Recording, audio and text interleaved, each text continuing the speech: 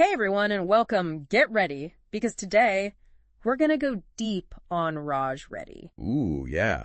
Fascinating guy. But truly a legend in AI. We've got excerpts from his biography, some stories about his work. It's going to be good. The whole point is, by the end, you'll get why Reddy is such a huge name. Absolutely. And just to hook you right off the bat, Yeah. you know the Turing Award exists, right? The Nobel Prize of Computing, basically. Exactly. Reddy won that, but not for some boring theory. He made computers understand us. Like talking. Imagine being at the forefront of that back in the 60s and 70s. Let's dive in. Let's do it. So first things first, the man himself, Raj Reddy. Yeah. Born in 1937, right? Yep. Small village in India. Not exactly Silicon Valley back then. Oh, kidding. But even without all the tech around. The guy was brilliant. Yeah. Excelled in math and science, even as a kid. Real classic curious mind story. Which you kind of need if you're going to revolutionize a field. Or For sure. And that drive took him places, got a civil engineering degree in India, then went all the way to Australia to study tech. Wow. The guy got around. And then the big one, Stanford for his PhD. That's where the AI spark really ignited. Stanford in the 60s, the heart of it all. Must have been electric. Oh, absolutely. Yeah. And get this, his advisor was John McCarthy. Like, the John McCarthy. Hold on, John McCarthy, the LISP guy. Time sharing, all that. Yep, founding father of AI right there. Can you imagine the impact on Reddy, having that guy as a mentor? It's like being mentored by Einstein for physics or something. Talk about being in the right place at the right time. No kidding. So you've got this brilliant young Reddy, Yeah. shaped by the giants of the field, and he starts thinking, how do we really make computers understand us? Because back then, AI was mostly, what, logic puzzles and stuff? Yeah, a lot of it was very abstract, like training a computer to prove theorems, play chess, very much focused on logic. But not really how humans interact, right? We use language, emotions, all that. Exactly. And Reddy was one of the first to really grasp this. He's like, for true human-computer interaction, we need language. Not just commands, but real understanding. Which, thinking about it, makes AI way more accessible too, right? Not everyone's a logician. Huge point. Reddy's vision was always about making tech more human-centered, not just for the elite few. So how do you tackle this language problem? I mean, we're talking decades before Siri or anything like that. Right. But that was his field. And one of his big projects was called Hearsay. Hearsay. Sounds kind of mysterious. Well, it was revolutionary for the time. See, most speech recognition then was trying to process everything at once, like one giant program doing it all. Overwhelming, I'd imagine. Reddy's insight was to break it down. They used something called blackboard architecture, where different parts of the system specialized in different things. Ah, divide and conquer, like a team of experts. Exactly. One part would focus on sounds, another on grammar, another on the actual meaning. Working together to figure out what's being said. Yep.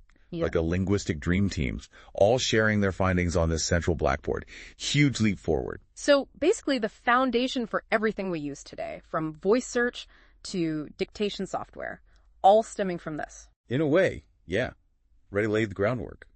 But knowing the guy, he didn't stop there. Speech was just the start. He always seemed to be pushing further, aiming bigger. What came after Hearsay then? Well, that's where things get even more ambitious. Reddy wanted to build a system that could actually think like we do. Wait, hold on. You're saying a thinking machine? Back then? That was the goal. He called it the SOR project, and it aimed to model human cognition itself. Not just mimic tasks, but understand how we learn, solve problems, all that. That's some next level stuff. So from a small village in India to trying to build a thinking machine. Reddy's journey is blowing my mind already. We're just getting started. It is wild, right? But hold on tight, because things are about to get even wilder. Wilder. Okay, you got my attention. So Reddy's got this speech recognition thing going way ahead of its time. But he's thinking even bigger. Always thinking bigger. What was next on his radar? Robots. Robots. Okay, now that's a curveball. So he wasn't content with making computers talk. He wanted them to, like, move around, too. Exactly. But it wasn't about just building some fancy toys. Yeah, what was the grand vision with robots? Reddy saw robots as the way to truly integrate AI into human society. But for that, they needed more than just, arms and legs. Right, they'd need some smarts behind the mechanics. Exactly. Yeah. Brains, not just brawn. He envisioned robots that could perceive the world, understand their environment, make decisions, like we do. So robots with cognition, not just motion. Makes sense. A robot that just follows pre-programmed instructions is kind of limited. Totally. And here's where Reddy's expertise in both AI and speech recognition comes in. He saw the potential for robots that could not only see and hear, but also understand human language. Okay, now we're talking. Robots that you can actually have a conversation with. That's some sci-fi stuff right there. It was, and it all stemmed from his deep understanding of how humans interact. So, to make this vision a reality, what does he do? I'm guessing he didn't just tinker in his garage. That sounds like a big undertaking. Oh, it was massive. In 1979, he founded the Robotics Institute at CMU. CMU, Carnegie Mellon. Wow, another legendary institution. So Reddy was bringing together the best minds in robotics. Absolutely. And remember, this was way before robotics was the hot topic it is today. Reddy was once again ahead of the curve. Always ahead of the curve. So at this robotics institute, what were they working on? Was it like those robot butlers we see in movies? Not quite. But they were tackling some seriously challenging problems. Autonomous navigation, for one. Getting robots to move around on their own without bumping into everything. Yep, and think about it. This was the foundation for self-driving cars, which are everywhere now. Hold on. So those self-driving cars we see today, their roots are in Reddy's Robotics Institute. They were doing it back then. They had these vans packed with computers. I'm picturing those clunky 80s vans with like giant computers inside. Exactly. And they were driving themselves around Pittsburgh, navigating real streets. Could you imagine witnessing that back then? It must have been mind-blowing. So Reddy's work wasn't just theoretical, it was actually building the future right there in Pittsburgh. Oh, absolutely. But remember, Reddy wasn't just about building cool tech for the sake of it. He was deeply committed to social good. Right, we've touched on that before. He wanted AI to benefit everyone, not just a select few. Exactly. He saw these advancements as a way to bridge the digital divide, to empower those who are often left behind. Give us some concrete examples, though. How did he actually put this vision into practice? One of his big passions was education, especially in developing countries. He believed that AI could break down barriers to quality education. Makes sense. I mean, there's a huge shortage of teachers in many parts of the world, not to mention the limitations of traditional classrooms. And Reddy saw AI as the solution. Imagine using AI to reach students in remote areas to personalize their learning experience. So AI tutors, adaptive learning platforms, that kind of thing. He's dreaming of this decades ago. And it wasn't just about providing access, it was about making education more engaging, more effective. Right. Using AI to actually improve the learning process itself. That's a powerful idea. It is. And he was involved in some really ambitious projects to make it happen. One that stands out is the Million Books Project. A million books. Wait, haven't I heard of that before? Didn't Google do something like that? They did. But Reddy was championing this idea long before Google even existed. Wow, talk about being ahead of the curve. So what was the goal of this Million Books Project? The vision was to digitize millions of books from libraries around the world and make them freely available online. Basically a giant digital library that anyone could access no matter where they are. Exactly. Reddy saw it as a way to democratize knowledge, to give everyone equal access to information. And this was long before the internet as we know it. He was like a digital prophet or something, and I can see how this ties into his vision for education. Imagine kids in a remote village suddenly having access to a library that's bigger than anything they could ever imagine. That was the dream. And it wasn't just about access, it was about using AI to help people navigate that ocean of information, to find what they need to make sense of it all. So AI-powered search engines, personalized recommendations, that kind of thing. Exactly. It all ties back to his core belief that technology should empower individuals, not just control them. Yeah. And his vision wasn't limited to education either. He saw AI's potential in healthcare as well. Okay, now I'm really intrigued. AI and healthcare. Was he thinking like robot doctors? Well, he did have ideas about robots assisting in healthcare, but a more immediate application was telemedicine. Telemedicine, that's using technology to connect doctors and patients remotely, right? Exactly, and Reddy saw huge potential there, especially for areas with limited access to healthcare professionals. Imagine a specialist in a big city being able to diagnose and treat patients in remote villages, all through the power of technology. That could be life-saving, especially in places where people have to travel for days to see a doctor. Absolutely. And Reddy believed that AI could take telemedicine to the next level.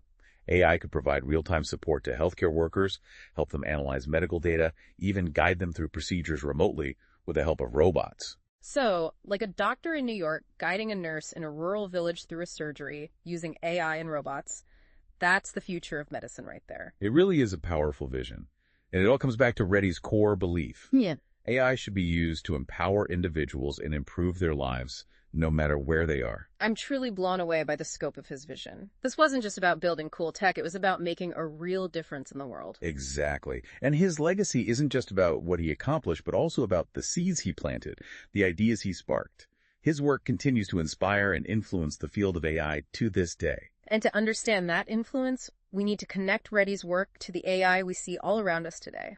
Welcome back, everyone. We've covered so much ground already about Raj Reddy. Seriously, from a small village in India to pioneering speech recognition to, robots driving themselves around Pittsburgh, it's mind-blowing. Truly ahead of his time. But now I want to connect the dots, right? How does Reddy's work from, decades ago actually show up in the AI we see today? Oh, it's everywhere. But the most obvious example is probably right there in your pocket. In my pocket, you mean? My phone. Exactly. Voice assistants, Siri, Alexa, Google Assistant, all that. It goes right back to Reddy's work. Hold on, you're saying every time I ask Siri for directions, I'm tapping into research from the 60s? Pretty much. Yeah. Remember the hearsay projects? Yeah. That whole blackboard architecture, breaking speech down into parts? Yeah, the linguistic dream team all working together. Right, that laid the groundwork for how we do speech recognition even today. Yeah. It's not just the tech, it's the whole approach. So it's like Reddy and his team weren't just building one specific thing, they were figuring out the fundamental principles of how to make computers understand language. Exactly. They were shaping the whole field, not just building a gadget. Yeah. And that happens a lot with Reddy's work, Mm-hmm. It's bigger than just the specific inventions. Okay, so voice assistants, that's one big one. What about self-driving cars? We talked about those early experiments at CMU. Oh yeah, the Nav Lab. They were literally driving computer-filled vans around Pittsburgh back in the 80s. It seems so wild for back then. But are you saying today's self-driving cars, like the Teslas and all that, they're connected to Reddy's work? Totally. Back then, it was like science fiction.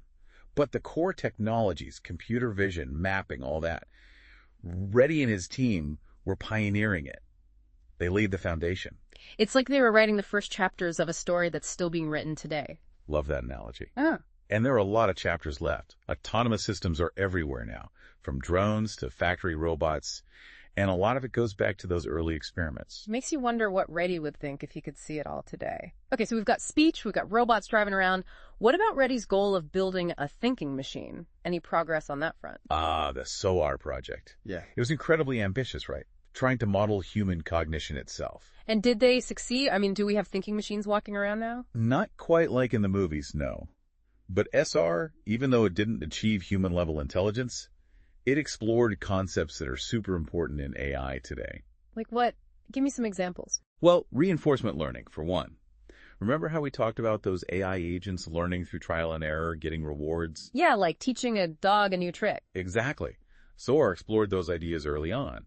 And now, reinforcement learning is used to train AI for all sorts of things, from playing Go to controlling robots in the real world. So even if SR didn't create a thinking machine, it helped pave the way for the powerful AI we have today. Absolutely. And don't forget the social good aspect. Remember how passionate Reddy was about using AI to benefit everyone, especially in developing countries. Yeah, that really stood out to me throughout this whole deep dive. It wasn't just about building cool tech for Reddy, it was about using it to make the world a better place. Right, and we're starting to see that vision become reality. AI is being used in innovative ways to tackle problems in healthcare, education, all over the world. Okay, give me some specifics. How is AI actually making a difference in those areas? Well, in healthcare, there are AI-powered diagnostic tools that can help detect diseases like tuberculosis or malaria, even in places without a lot of doctors. And there are systems that can analyze medical images, helping to catch problems earlier. So AI is literally helping to save lives in parts of the world where access to healthcare is limited. Exactly. And in education, there are programs using AI to personalize learning, adapting to each student's needs. There are also efforts to create educational materials in local languages, making knowledge more accessible. Wow, it's like Reddy's dream of democratizing knowledge is coming true right before our eyes. It really is. And it all goes back to his core belief. Technology should empower individuals, not just the privileged few. He was a true visionary. Not just in terms of what AI could do, but in terms of how it could be used to benefit humanity. I'm truly inspired by his story. So as we wrap up this deep dive on Raj Reddy, what's the one key takeaway you want our listeners to remember? I think it's this. Reddy was more than just a brilliant scientist. He was a humanist who believed in the power of AI to uplift and empower people. His legacy reminds us that AI isn't just about algorithms and data, it's about using our ingenuity to create a better future for everyone. Beautifully said. And for those who want to explore Reddy's work in more depth, we'll have links to his Turing Award citation and CMU profile in the show notes. Be sure to check those out, and until next time, keep those deep dive requests coming.